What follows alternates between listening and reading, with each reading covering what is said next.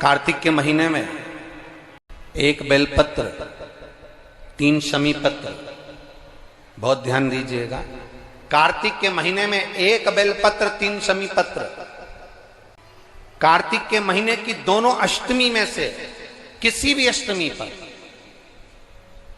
चाहे उजाले की हो चाहे अंधेरे की, शुक्ल पक्ष की हो चाहे कृष्ण पक्ष की, एक बेलपत्र, 3 शमी पत्र, आप कभी दिल से, कभी मौका मिले हृदय से, दामोदर मास में, कार्तिक मास में अशोक सुंदरी वाली जगह का स्पर्श कर कर भगवान शंकर के शिवलिंग पर एक बार समर्पित कर कर देखना, और दूसरे वर्ष इंतजार करना कि तुमने कार्तिक महीने में अष्टमी के दिन बाबा को शमी पत्र बेलपत्र दिया था, क्या बाबा ने तेरे घर में धन और वैभव दिया कि नहीं दिया? जो स्थिति में गाड़ी चल रही थी वो स्थिति की गाड़ी तेरी पार हुई कि ना हुई?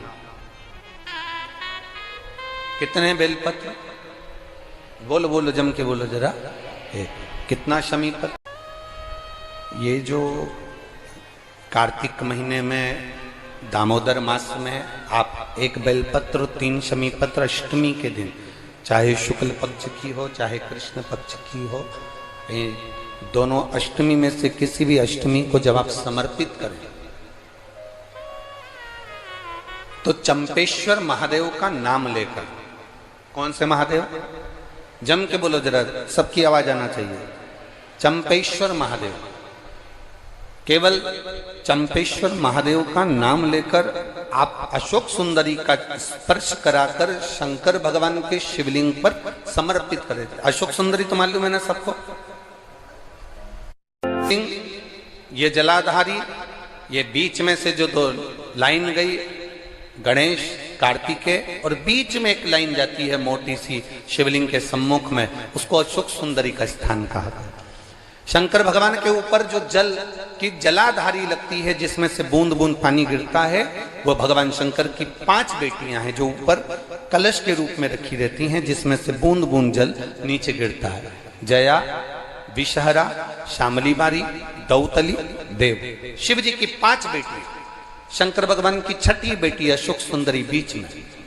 जब आप बेलपत्र 1, शमी पत्र 3, चंपेश्वर महादेव का नाम लेकर अशोक सुंदरी का स्पर्श कराकर भगवान शंकर को जब आप समर्पित करेंगे इस कार्तिक महीने में, दामोदर मास में, अष्टमी तिथि के दिन, चाहे वो शुक्ल पक्ष की हो चाहे वो कृष्ण पक्ष की हो, अष्टमी तिथि को अगर समर्पित करते हैं तो आप वर्ष भर में इंतजार कर कर जरूर बताना कि तुम साल भर पहले जितना कमाते थे, वर्ष भर पहले तुम जो व्यापार व्यवसाय कर रहे थे, साल भर से जो नौकरी के लिए प्रयास कर रहे थे, उसमें सफलता आपको अगले वर्ष की दामोदर मास आने से पहले मिली कि नहीं मिली, वो स्मरण।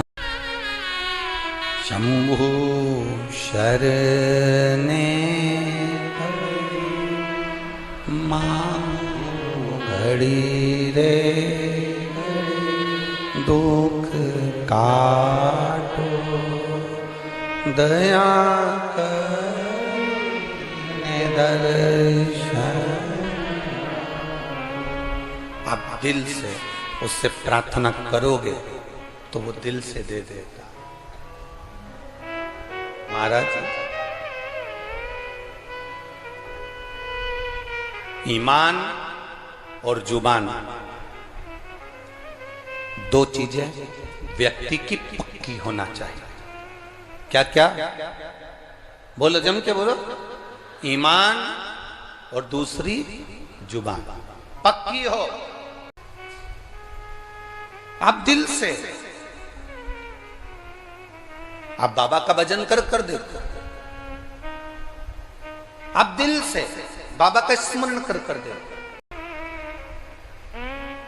चंद्रमुखी शर्मा,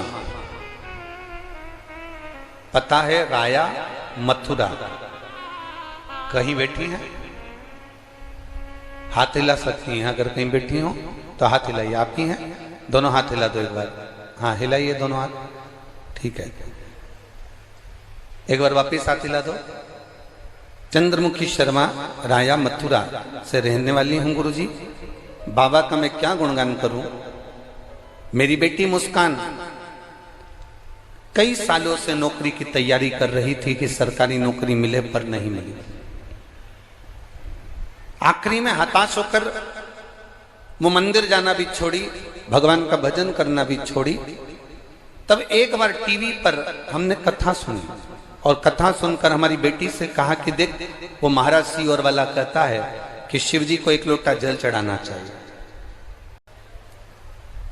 हम ब्रज की रज में रहते हैं, ठाकुर जी का भजन करते हैं, शिव को जल चढ़ाने का बाबा कह रहे हैं। मैंने अपनी बेटी से कहा, कृष्ण और शिव में कोई अंतर नहीं है।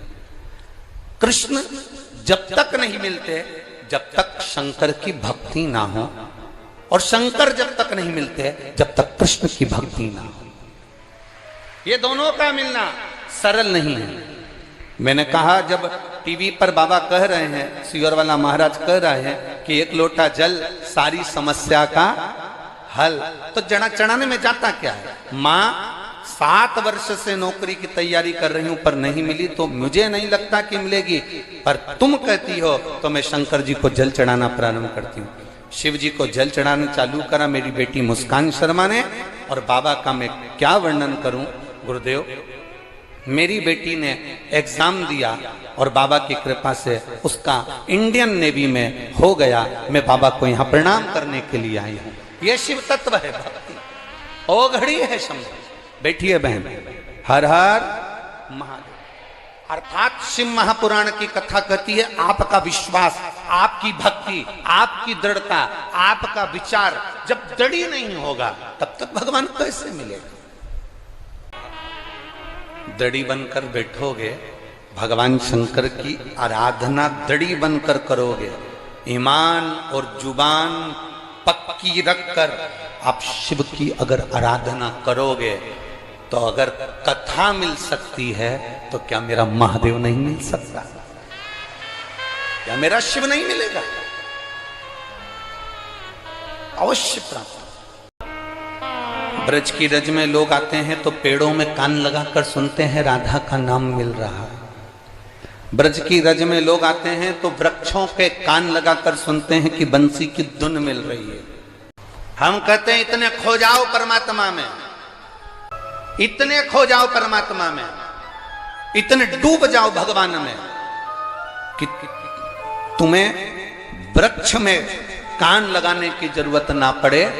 मेरा कृष्ण कन्हैया तुम जब चलो तो तुम में कान लगाकर तुम्हारे नजदीक में आकर खड़ा हो जाए, तो समझना कि ब्रज की रज में आना हमारा सार्थक हुआ।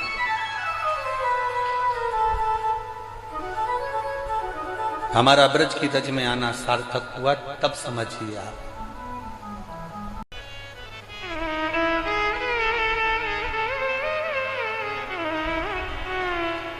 आप सब लोग ब्रज की रज में रहते हो। मीरा भगवान कृष्ण के पास जाती थी कि भगवान कृष्ण मीराबाई के यहाँ आते थे? बोलो जरा उत्तर दो।